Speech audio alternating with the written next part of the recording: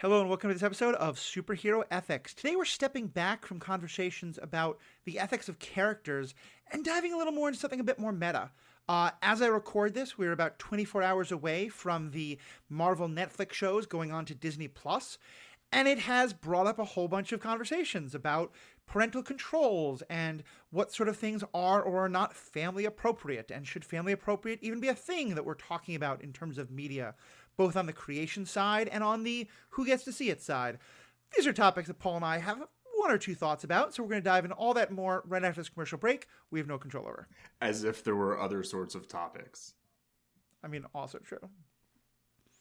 Also, the ads are not going to be family friendly because all of capitalism is not family friendly, but, you know, hilarious. Go on to your bad self. Yeah, the first ad will be like an ad for condoms. Yeah. Which, I mean, although it's not family friendly if you mean a family as in procreating, but, you know.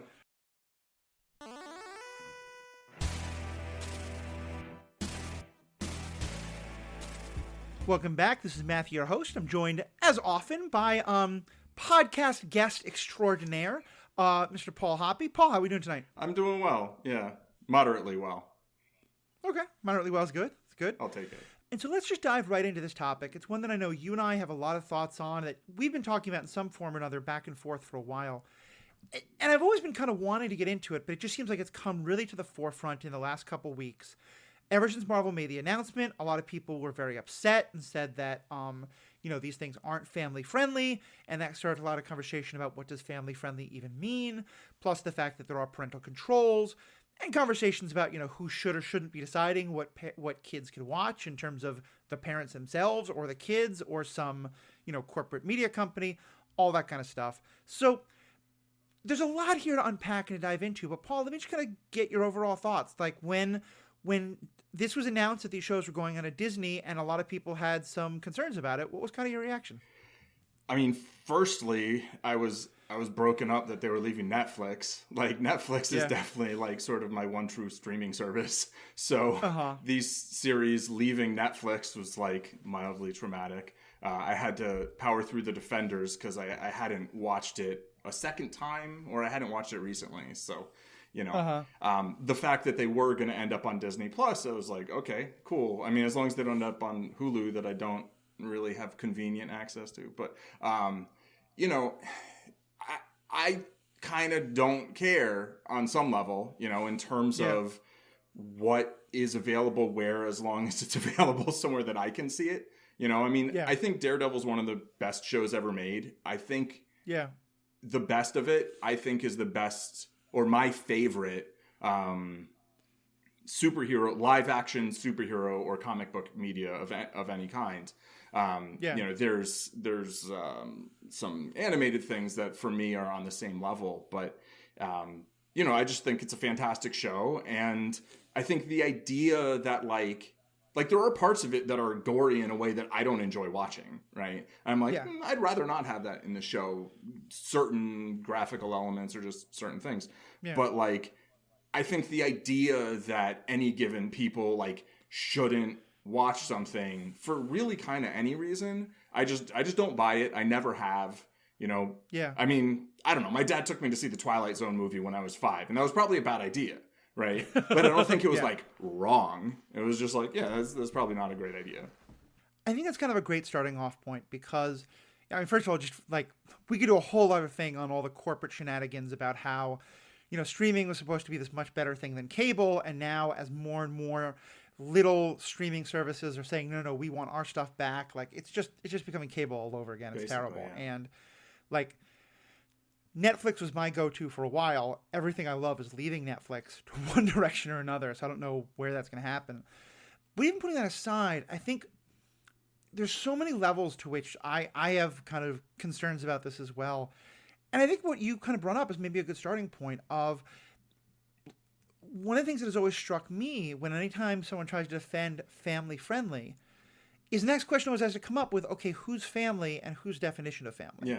Yeah. Like, first of all, we can just get into the topic of, like, two guys and a dog, like, that can be a family, Sure. Like, four roommates who all like love each other platonically and aren't dating, but like that can be a kind of family. Like found family is a thing. Not even if it's only like you're talking about romantic family. Families don't have to have kids. But if family friendly is, it basically just means kid friendly. Even then, the definitions of what that term means and what doesn't, I think, are a really good starting point here.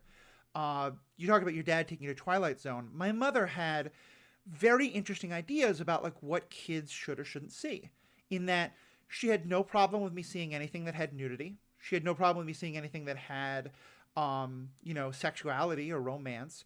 She didn't want me seeing things that were like very much about like exploiting, like naked women's bodies and stuff like that, which in 1980s media was a lot. Yeah. But even then, like, she didn't think that 6-year-old me seeing like a woman without a shirt on or a bra on was going to be a bad thing. Instead, she had a very firm idea of like, she never wanted me to see violence of any kind. Just because that's where she was coming from.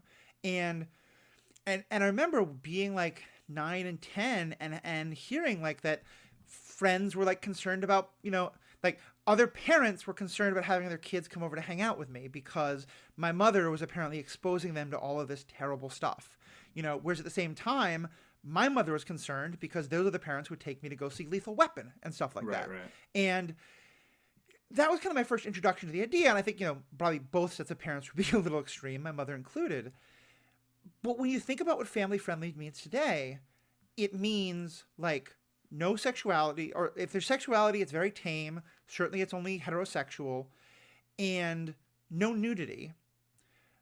And you can show violence, but you can't show the consequences of violence. Yeah.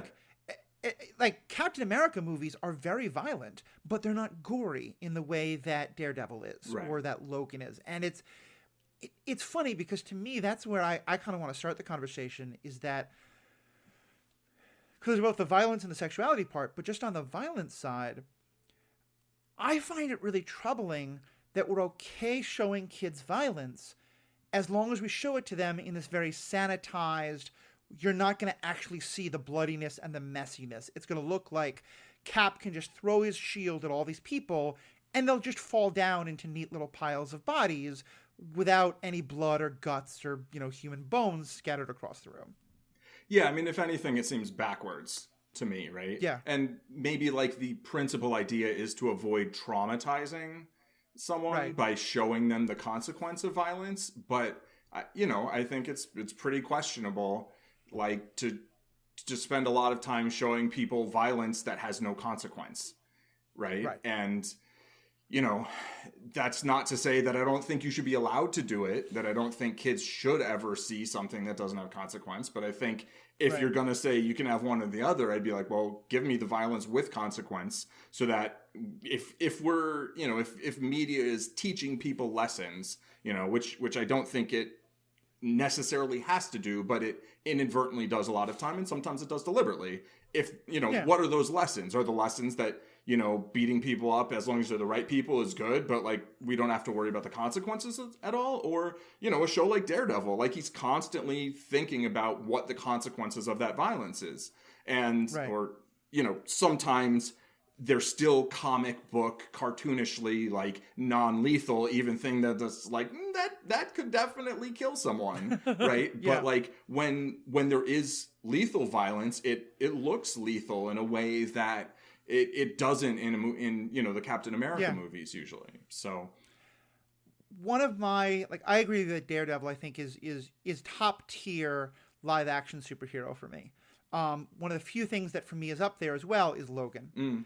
And one of the reasons I love Logan so much is Logan was the first time where I'd seen, kind of like violence that like righteous violence, where like you watching the hero do everything they can to avoid the fight, and the people who they're fighting with, like, in my actual like intellectual consideration of it, I don't want anyone to deserve violence, but if someone's gonna have to get violence, like the bad guys in Logan are pretty up there. And so he's doing the violence for like the best of possible reasons, and it's hard to watch. Right. It's gruesome, and like there are scenes about like the kids in that movie who, like, when they start to use violence, it's hard to be like, oh, look how badass that kid is. It's kind of heartbreaking, because you see the brutality of it and all this. And it is badass at the same time. And I loved that, because you're right. It's often, it feels like when we show gore, it's for this very intentional reason. The other thing that was coming to mind as you were talking is a movie that I think is 95% a very good movie, with the exception of some not greatness in the first couple of minutes and the worst 2 minutes at the end of a movie I've ever seen. Okay. Saving Private Ryan. Now I know where you're going. Like, I remember being shocked in the first 20 minutes of that movie, because up till then I had seen two kind of war movies. I had seen war movies where it was clear that we were the good guys. Mostly wars about World War II, but sometimes World War I or the Civil War, stuff like that. And in those movies, the violence was always quite clean. It was always, maybe there was a little bit of blood on someone's shirt, but it was heroic. It was kind of sanitized. Yeah, kind of very much like you get in a PG-13 action movie. Right. Vietnam movies were gory and dark and limbs and all this stuff that was hard to watch. Here was Saving Private Ryan, where we saw Americans fighting Nazis. If you want to talk about a justified use of violence in terms of governmental political warfare things, killing Nazis is pretty high up on that list of I don't like war ever, but okay, I'm not gonna have trouble questioning that one. And it was brutal and it was horrible. And you saw people getting their limbs shot off and people's intestines falling out of their bodies, and having this watching something where I wasn't supposed to be questioning the morality of the violence as much as I would necessarily in, actually, a bad way to say it, let me restart it, because it's the whole point.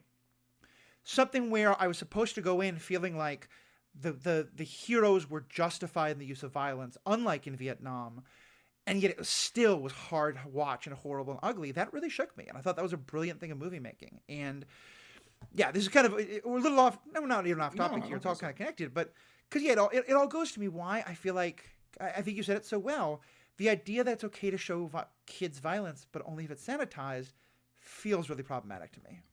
Absolutely. I totally agree. And I think that's a really interesting point you make about, World War II movies are rah, rah America movies with this sanitized violence. And then, right. Oh, America shouldn't be fighting this war movies with then very brutal and vividly depicted violence, right? And then actually taking both of those and kind of putting them together and being well, right. Here's a war that, seems pretty justified. I would say that I think I've recently had somebody somewhere was saying something about calling them Nazi soldiers, which everybody has kind of always and is kind of a general term, but they're German soldiers who were part of, Germany was Nazi Germany at the time. But anyway, that's a whole thing. Yeah, that great line from Captain America: "The first nation the Nazis invaded was Germany." Yes, exactly. That Hitler invaded, and so it's those are people too, right? I mean, they are fighting in service of an unspeakable evil, right? But they're still humans. And when they get blown up, they still look like humans getting blown up, right?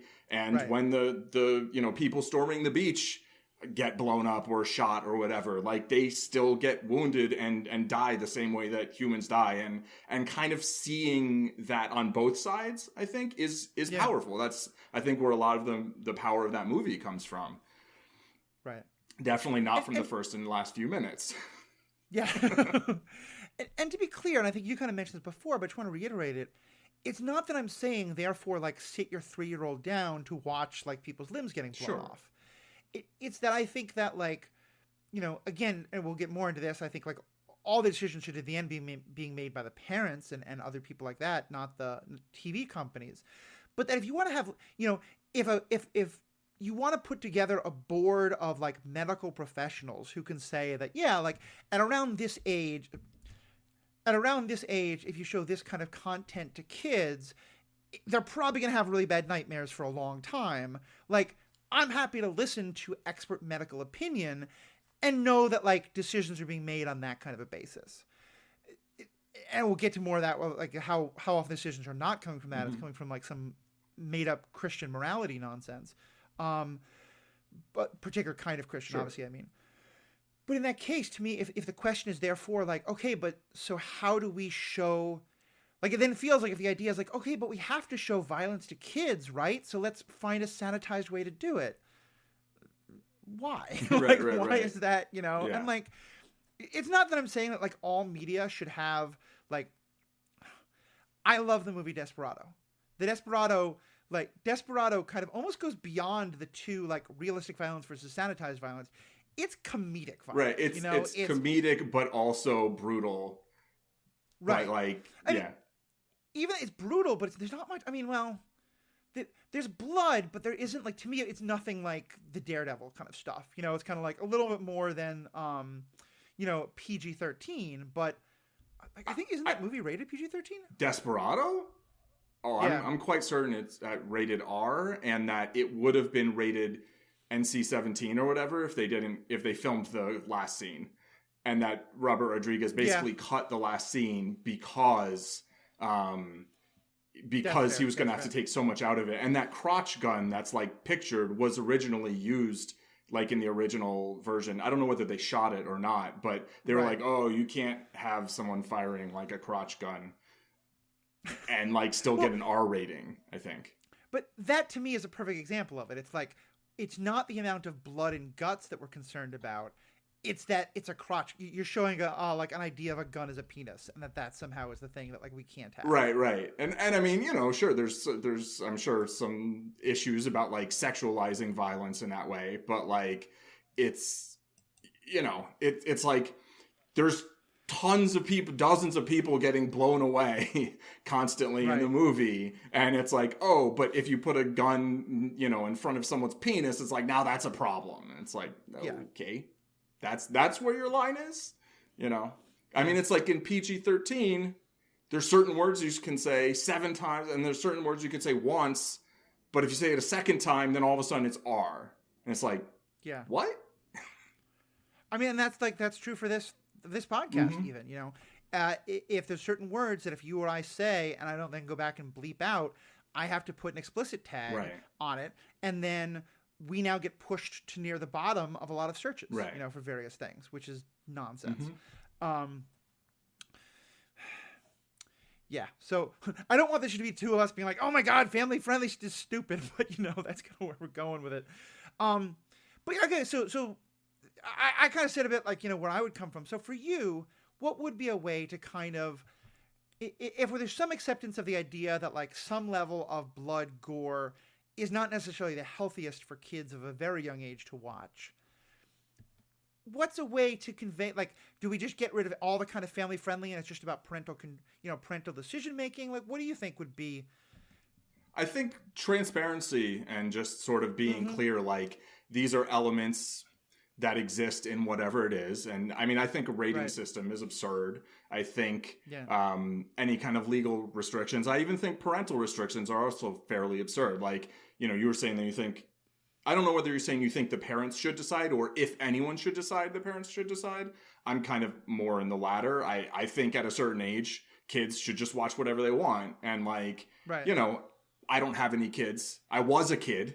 You know, I didn't actually really have any restrictions on what I was watching, but you know, I feel like that was healthy, you know, and I think sometimes seeing things that are a little bit traumatic, like I think that can help someone grow. If you see a little bit, right? I'm not talking about being subjected to like, you have to watch this, you have to watch this, you have to watch this, but like you see something and it's upsetting, and then there's a conversation between, you know, whether there's an adult figure or whatever, like, and the child, then, you know, maybe it's like, okay, did you like watching that? Do you not like, okay, let's not watch stuff like that, you know? And so I think it's tricky because it's like, for me, like, I don't want a list of spoilers, you know? It's like when a TV show comes on and it says this, this, this, and this, I'm like, oh, you know, and I'm like, well, I guess this is going to have a scene like this in it or whatever. But if there's a way of, instead of that being like right in your face, but easily accessible, should you choose to look for things?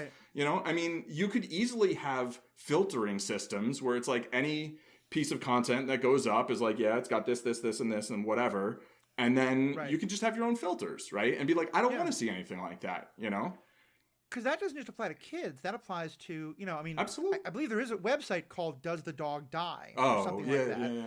And it, like, they do this filtering of their own. But yeah, you can sort of see, like, you know, if there's something that's going to be upsetting to you. And some of it is like, animal death, which I know matters for you, Sure, for, I think for many people, like who have experienced particular kinds of violence, seeing that, different kind of ways they've been attacked, can be particularly hard to watch. Or like, for some people, they might be like, look, I deal with racism every day of my life. Yeah. I don't want to watch racism on TV. Yeah. I don't want to watch homophobia on TV. And so I feel like those but you're right. Also, like if I just turn on Disney Plus and I load up the screen for something and it says warning, animal death, warning, this kind of assault, like I'm like, oh, okay, well now the how plot's been spoiled. Right. So if there's a way of accessing that information voluntarily, but not having it in your face if it's not what you're interested in. If you're like, I'll watch anything. Right. And let's put a pin in the parental control part of it. Actually, no, I started the whole conversation. Let's go there. So let's go a little further on this also, and then circle back to the sexuality part of it. I think I'm not quite as radical as you. You're not even radical. I think I'm not quite as far as you are on the kid independence thing, but I'm close. Okay. In that, like, I certainly feel like once you get to like 14 or so, 13, the kid's gonna watch it on the internet anyway. You're not gonna stop it. Right. And I think there are other conversations we could have about, the way, like, the way porn, presents sexuality, or the way other things are presented online, that like there should be more discussions about. Yeah, I'm all for that. I think the TV show Euphoria really raises some great ideas about that.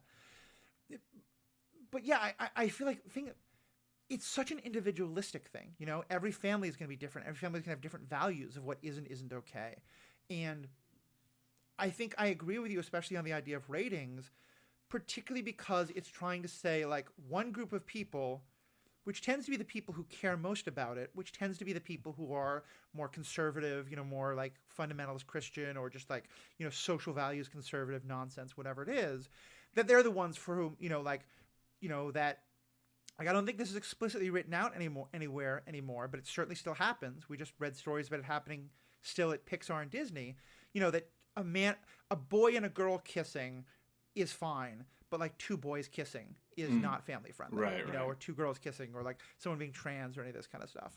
Yeah, the idea that there's some objective standard, which we all know isn't an objective standard. It's some group of people came together and decided this is going to be the standard, and then enforced it on everybody, as opposed to everybody can make their own standards, right? I mean, I have standards for things that I don't want to watch, There's shows that I see, what's the premise? I'm like, oh, that looks like it could be a great show, but that's not for me. That's definitely going to be unpleasant for me to watch the whole series, And then sometimes I put myself through a whole series. I'm like, oh, how did I watch 20 episodes of this already? But, but that's a choice. That's an individual's choice. And I imagine the same kind of way, like, if you were a parent, I'm guessing you're not going to be like trying to like instill your values in some like super firm way, but you might have like, okay, yeah, like maybe TV shows about meat eating or something like that is not what you're going to be super excited about your kids watching, or you want to be a little more careful. For me, it might be that, something else. Like, would you agree that like having the parents be having some kind of I'm trying to kind of say this. Would you agree at least that like, parents being able to have some ability of, with younger kids, not stopping them from watching things, but just having some, awareness of like, hey, here are the things that like, I'm not necessarily wild about my kid watching. And so, yeah, like I get to have some input into what the controls are. I get notified if my kid watches this, any of that kind of stuff. Yeah. I mean, well, so first even of the all, notified thing, I say that. I'm like, I don't like that idea. I don't know. First of all, it was a little bit hurtful when you said I'm not even radical, but no, I know what you meant. It was taken in the spirit it was intended.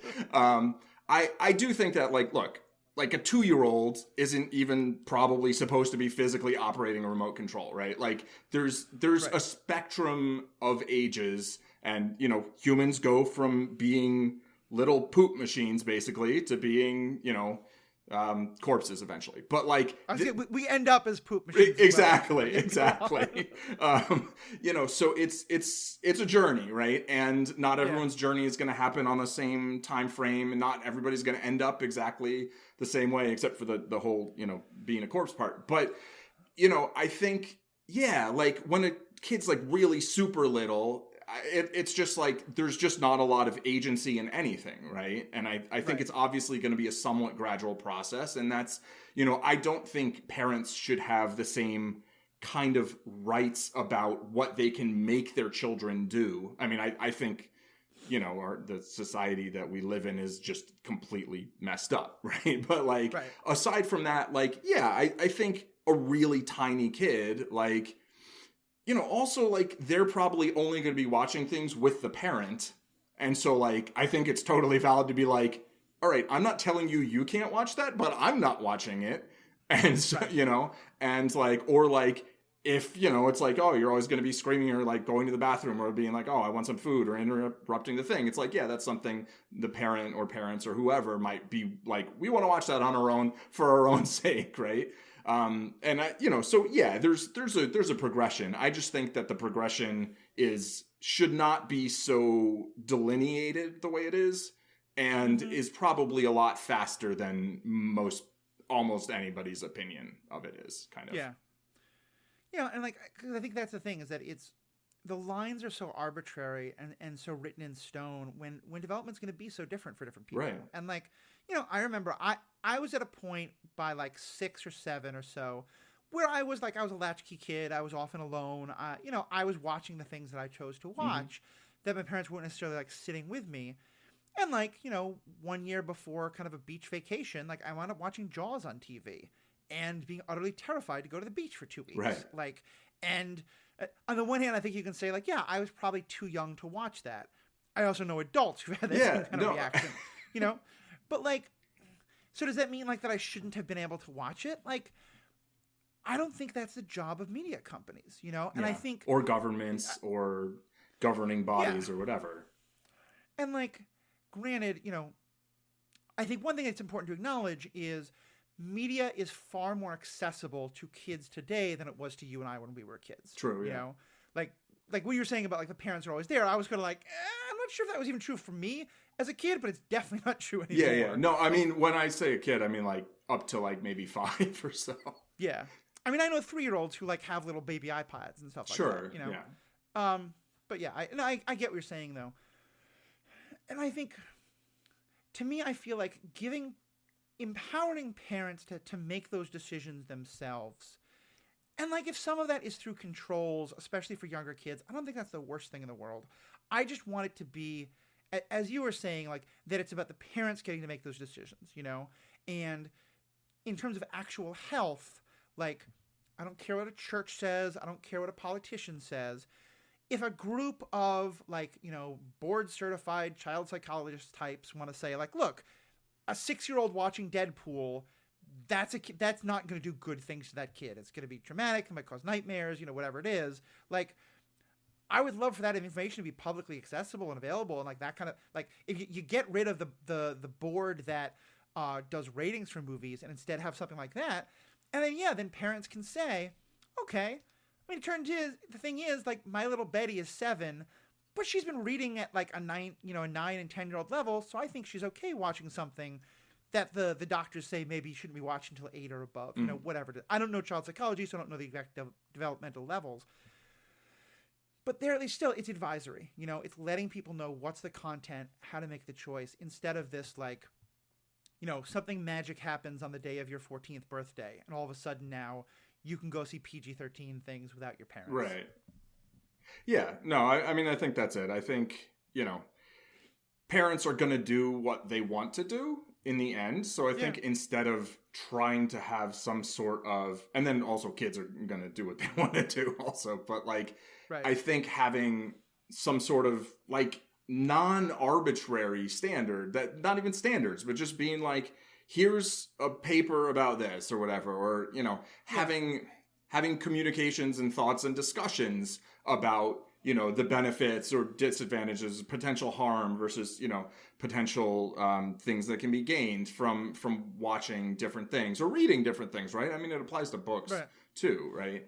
And you know, if it's more of a conversation, like societally or whatever, rather than like edicts kind of coming from on high, I think would be much more constructive. Even if it didn't ultimately land exactly in my like utopia of like, oh, well, the children are all just tiny people and they do whatever they want. And, you know, the parents just make sure they don't step on the third rail. Yeah, exactly.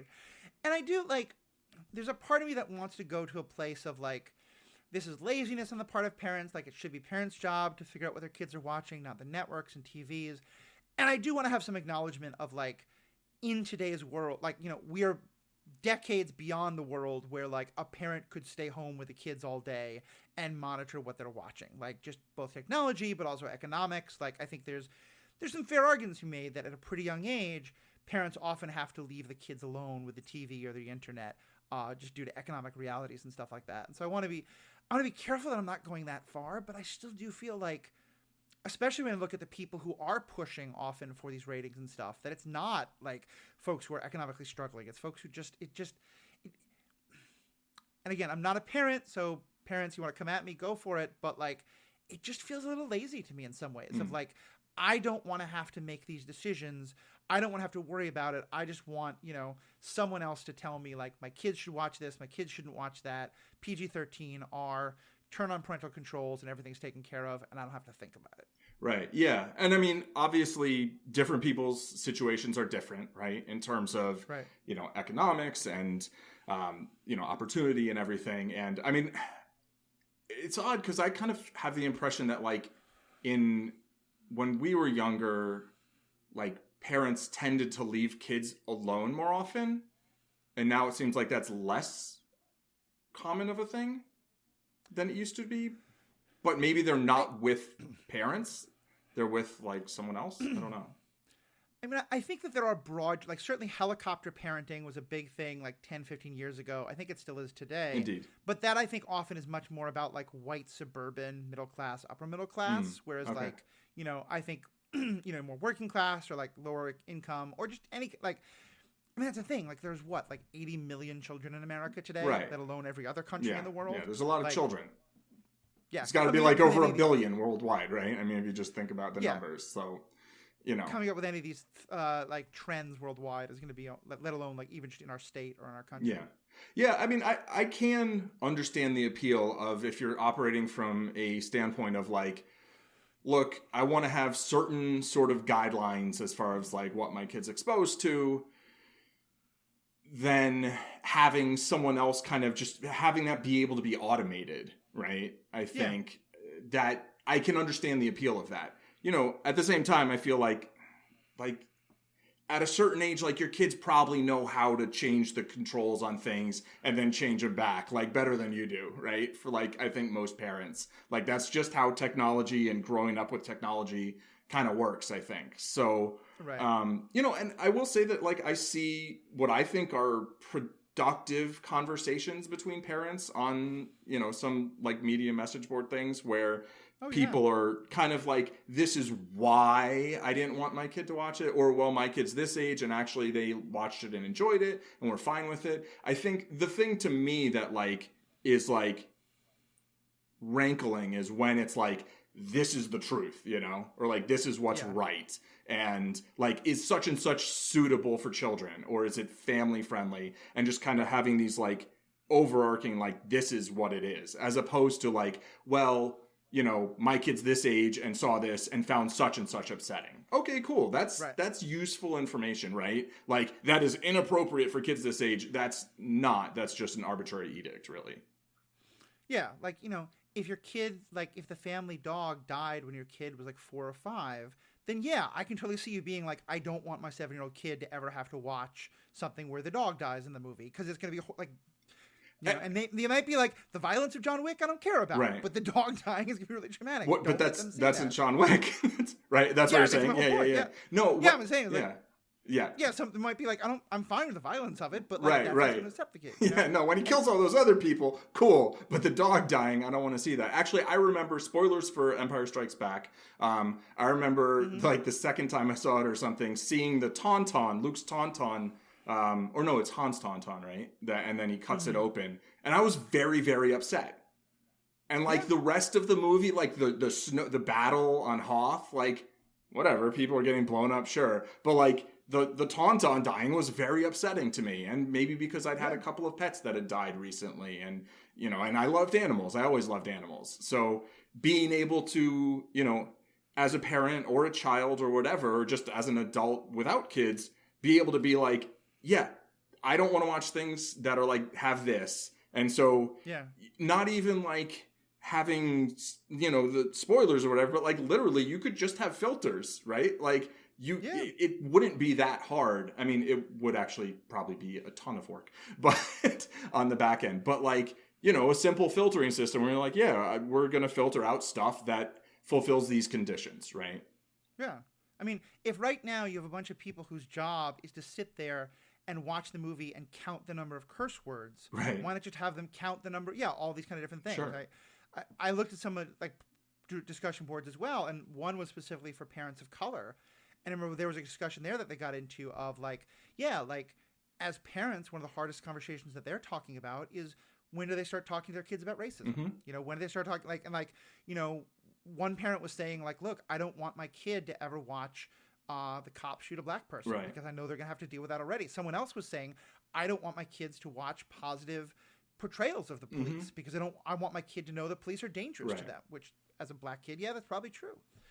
And this is also a good way to kind of circle back to where I was starting with my mother's values. Because I think that's the problem to me so much about the, like, when someone says this is what's okay for a kid or not, is how arbitrary it is, you know? And what I think kind of like we were implying, but I just want to like be very explicit about is that like, if you think that it's okay for a kid to see violence, but it has to be sanitized, but it's not okay for them to see nudity, like, I disagree. And I don't necessarily think it's my place to tell you that the values you're instilling in your kids are wrong. I do think that, but that's a whole other story. But certainly you don't get to tell me that those are the values that I should instill in my kids, you know, because I would probably not be quite as like, you know, doctrinaire about it as my mother was. But yeah, I think a 5-year-old seeing a naked breast is not a problem. I think a 5-year-old seeing, you know, people shooting each other and there being no consequences, that's a much bigger problem. Or seeing, you know, Jaws before a beach vacation.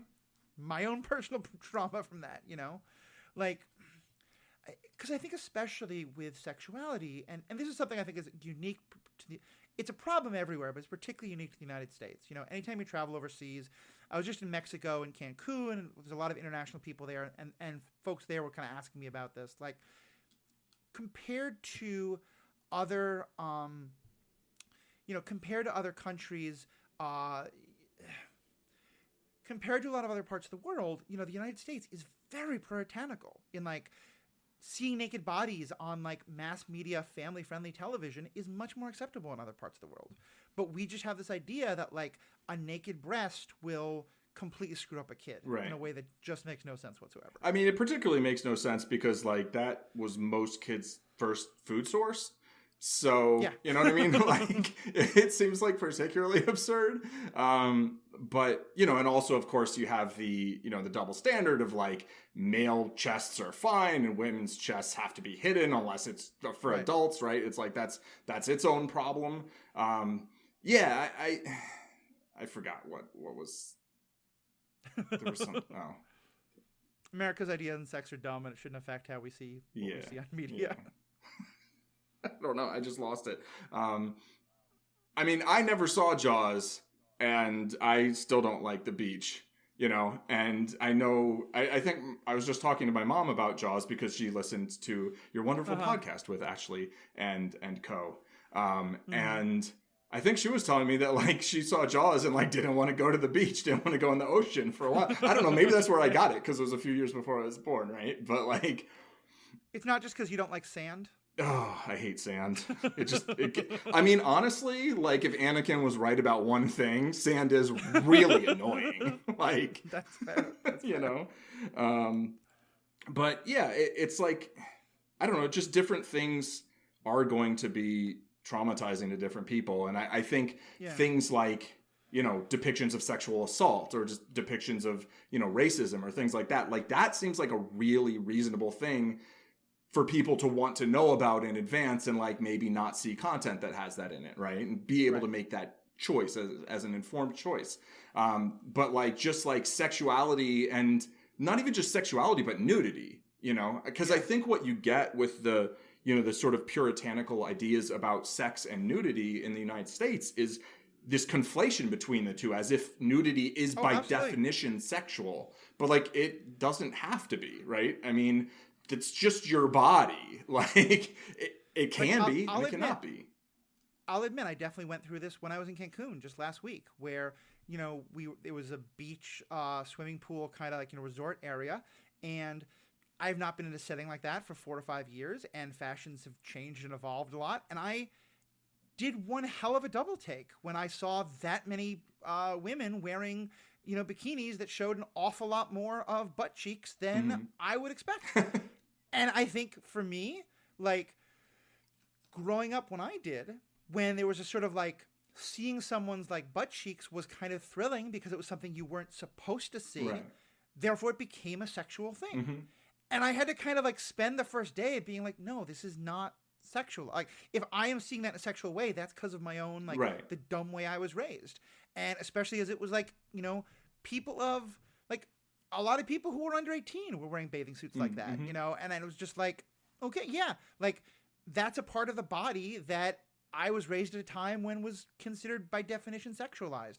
That's maybe kind of dumb, and so maybe it's now like more better for everyone. And now if you want to now go into a separate thing about like the fashion industry and like, sure, that kind of thing, I'm here for that argument. That's not the point I'm making. I'm just saying that like, because I didn't ever see that on a normal basis, I was taught that like someone showing that it's because they're wanting to be sexy, they're wanting to be sexualized, and that's just utter nonsense. And it can be, but by default, it's not by default. It's just like it can be or it cannot be. Right. Yeah, and just even the whole idea of like that someone else wearing something must be because of my reaction to it. Right. Like that's just a whole other ridiculousness. But yeah, it's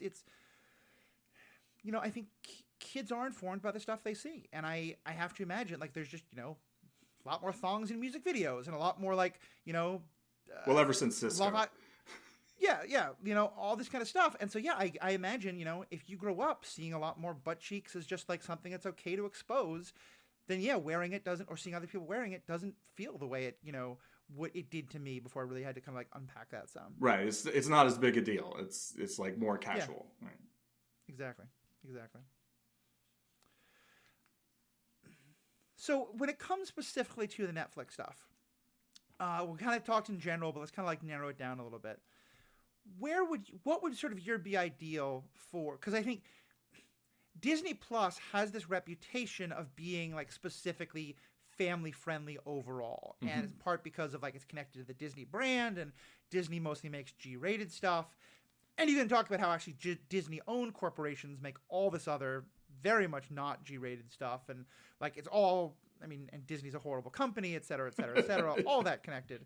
But like, yeah, so what was kind of your feeling when you heard these shows were going to Disney Plus, and then these discussions about like what they would or wouldn't be like? Well, so first of all, in the first Disney Plus show for Marvel, they killed a dog. So, I don't regard it as family friendly. But obviously that is the, that's the thoughts, right? That overall, it's off screen. They just disappear. It's fine.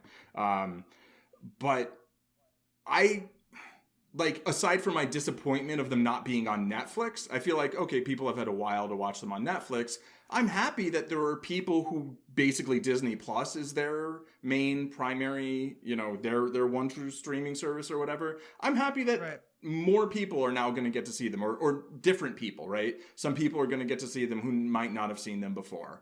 And I think that's good. I think they're great shows, There's some seasons that are a little bit not as good, but the best of it, I think, is outstanding, and I'm happy about more people seeing it. I think the idea that people will be challenged a little bit on their idea of what is or isn't family friendly, and like, is Daredevil really, more violent than like Captain America or the first Iron Man movie, or Infinity War, where spoilers, half of the population of the universe gets murdered, right? Like, I think that conversation can be productive. My one real concern is that they would edit them for content, which I think would just be a travesty. Because I think most of them, the best of them, are just, pitch perfect. So, like, I have to turn away from the screen for a moment or two when Wilson Fisk is, using the car door to do the thing he uses the car door for. Right. But I also think it's a fantastic scene, and if you cut that out, you lose so much of what that tells you about Wilson Fisk, Yeah. And I like things that are a little hard to watch sometimes. I don't want to just be, I'm not everything should be a sit down and have a dark examination of your worst, impulses and like sometimes it's fun to just be entertained. Yeah. No, there's nothing wrong with that either. Hence Desperado. Sure. And I do feel like I didn't love the idea that we were kind of having two different versions of Marvel. One of which could be like family friendly, one of for all the nonsense that word, with quotes, the other being quotes. Netflix. And I like that now some of these characters are starting to cross over into different things and stuff like that, and I think that's great. But yeah, and so going to Disney Plus, I think that alone didn't bother me. I was afraid of the editing. I think we're not going to get that, but we'll see as of tomorrow. But yeah, it's just all the conversation that then sparked. Because to me, especially once they say we're introducing parental controls at the same time, how is that a problem? Right. Yeah. That should be enough to allow you to do what you need to do. I think so. And I mean, I think the idea of Disney being this very, clean and pure and family oriented company when, there's a lot of stuff that isn't what I would call that within the, the Disney umbrella. And so, also just their kind of definition of that of maybe we'll have two women kiss in the background of a scene, and we'll pretend in our universe, we acknowledge the existence of, any orientation besides straight, but right. It's such a problematic definition that I think it's good to kind of break that down, and I do think that so honestly, the episode you're talking about was not my favorite episode of Daredevil season 1, which is one of my favorite seasons of any show ever. The first 2 episodes were absolutely top for me. And then the third one had a little bit of a shift in tone, but then that scene, that scene really, really, really does sell you on who, that character is. Right. I will say I'm a little concerned, speaking of, Kingpin, that, Marvel getting their hands on these characters again. I don't trust them. People say in Feige we trust. I don't. You mean Disney? Oh, the MCU. Yeah. No, I know they're Marvel characters, but when they were kind of cordoned off in Netflix, I feel like they were kind of treated a certain way, and I like that. Yeah. And I feel like I'm, a little apprehensive about their kind of coming back into the fold.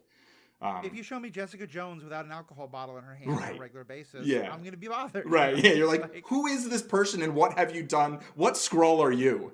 What have you done with Jessica? Exactly. That would be actually funny if they did that, but. Yeah. And we talked before about how the gratuitousness of violence or the sanitization of violence. And to be clear, it's not that I'm saying so. Therefore, the most gratuitous violence is the best. Oh, yeah. I definitely think that there is other entertainment that I'm not going to morally judge, but I think where it's going beyond showing the realism of violence. Logan to me is about the realism of violence. Mm-hmm. Things like The Boys or Invincible, both of which I overall enjoy, I think are definitely going for the shock value of violence and of messiness and of gore and I think it is effective in both of those shows to a point. I think the directors take that point and then go 1,000% beyond it. And I can't watch movies like Kill Bill or Sin City where the gore is artistic almost. Right. But to me, that's more of an artistic feel. I don't like that that's happening, and I probably wouldn't want my kids watching that, at least not without me talking to them. But I don't think that someone else is morally wrong if they disagree with me on that. Yeah, I mean, I quit The Boys after a particular episode, and it wasn't just because of the way the violence was depicted, but, there were a bunch of reasons, but, part of it was that, part of it was, I was just I'm not enjoying looking at this, and I'm not going to continue to look at it. And that's a decision I could make. And if I knew ahead of time, this many whales or dolphins are going to be killed in this, I might have been maybe I won't watch this show. I don't know. But that's a decision people can make. It's not a therefore this should be bad and cordoned off and whatever. It's just like, yeah, maybe if there's ways that we can know ahead of time certain things that we're really particular about, then, that would be nice. I think that would be helpful, more constructive than being like, this is NC-17. Yeah, exactly. And I think, like, it's funny, there's another show that you and I are going to be talking about soon. We're not just the Batman podcast, I promise, but we do have at least one more Batman one that we want to do on specifically the characters of Alfred and Gordon. Yeah. And there's a new show out, not new, I think it's out for a couple seasons now, called Pennyworth. Recent. And I had to stop watching because there was a scene where they depict a particular act of violence in a very gory way. And the first time I see them do it, I'm like, okay, that's hard for me to watch, but it tells me what kind of world this is and the level of violence and oppression and awfulness.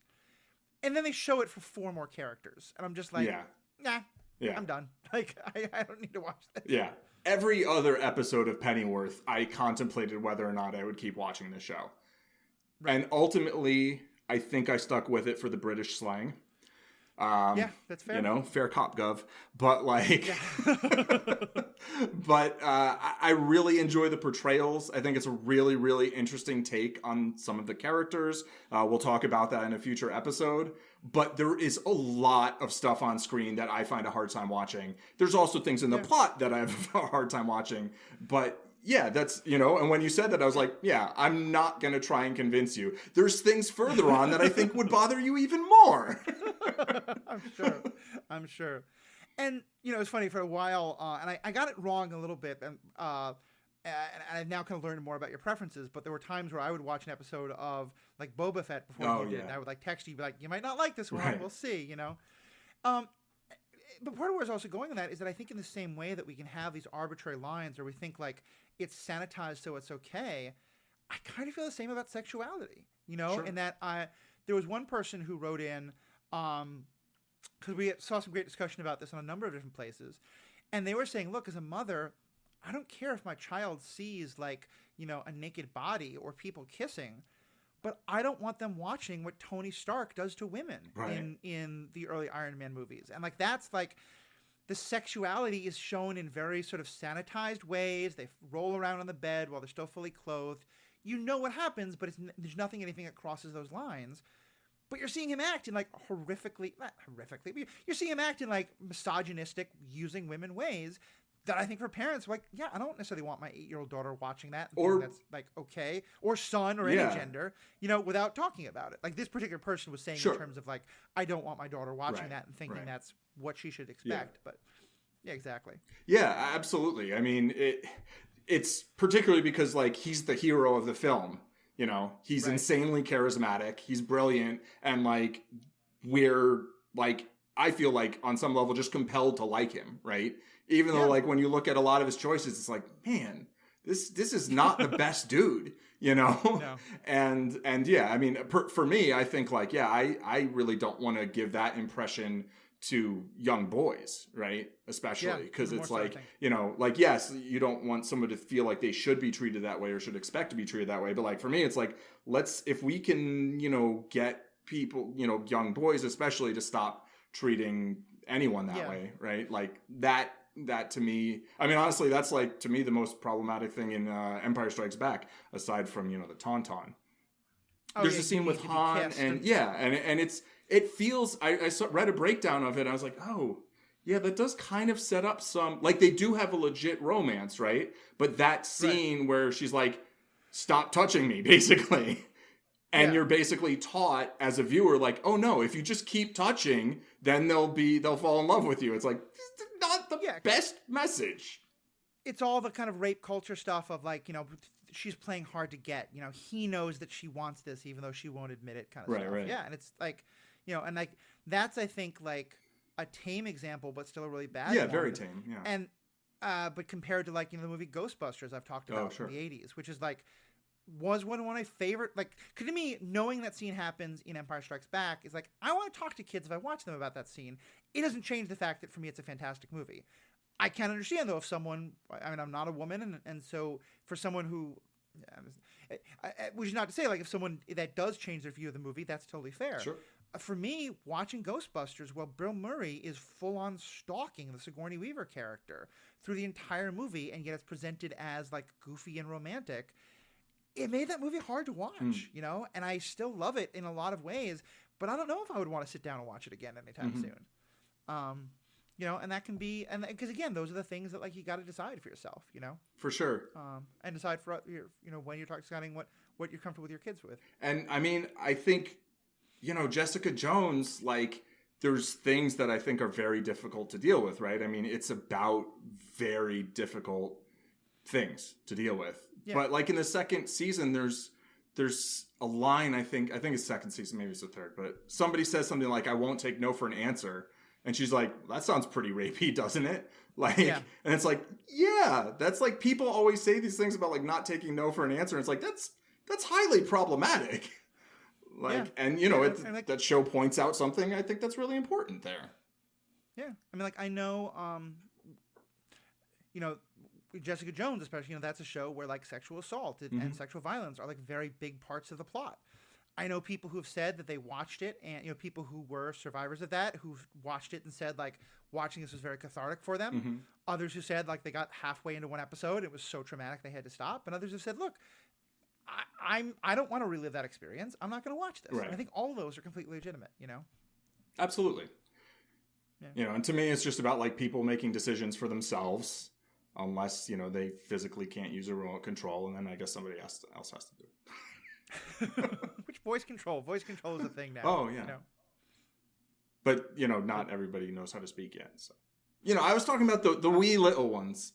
Okay. It was weird because I was like, is this a disabled thing? No. I mean, that's a very valid point, though. Yes. There's, I mean...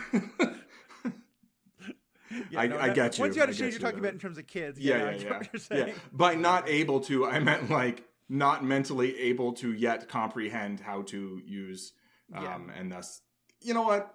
Let it be stricken from the record. Not literally. You can keep it. I'm fine with sounding goofy and... I've done it many a time. All right. I think it's probably a place, though, where we've probably said most of what we need to say about this topic. Is there any other last things you want to touch on? No, I think that pretty much summed it up. I had something written out, but I think I basically said all of it. So, yeah, I just, you know, I think the conversation's productive. I hope people watch the Netflix series because I think they're fantastic. Except for like season 1 of Iron Fist and maybe some of the later seasons.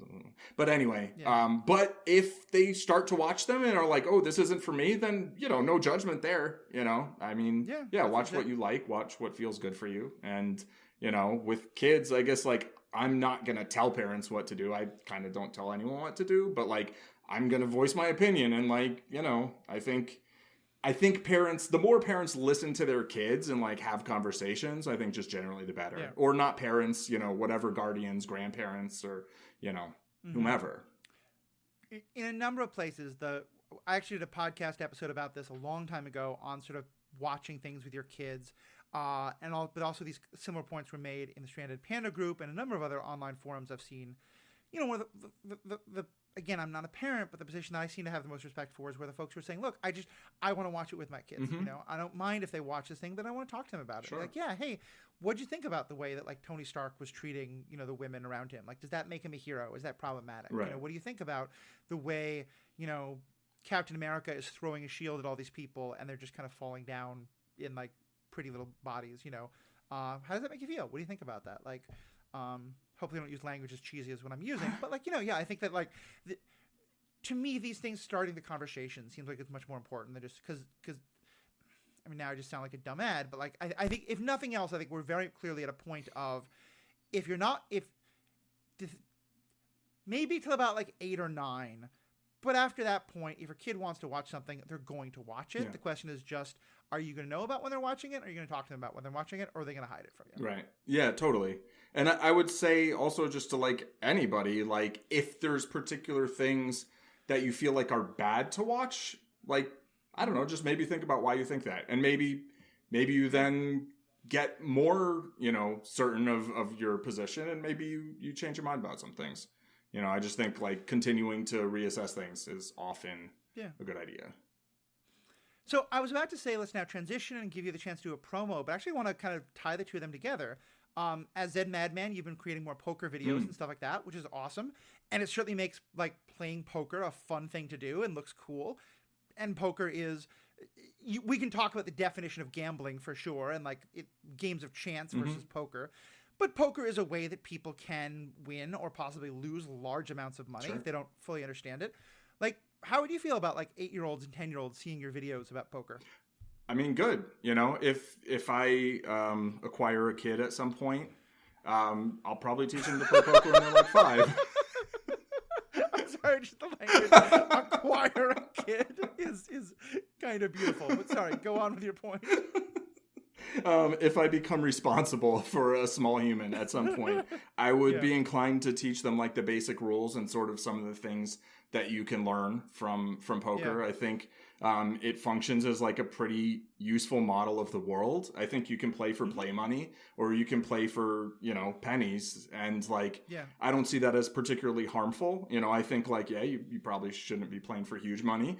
But I actually learned poker, I think, from a Nintendo game called Casino Kid that my uncle gave me when I was 11, which I think is kind of hilarious.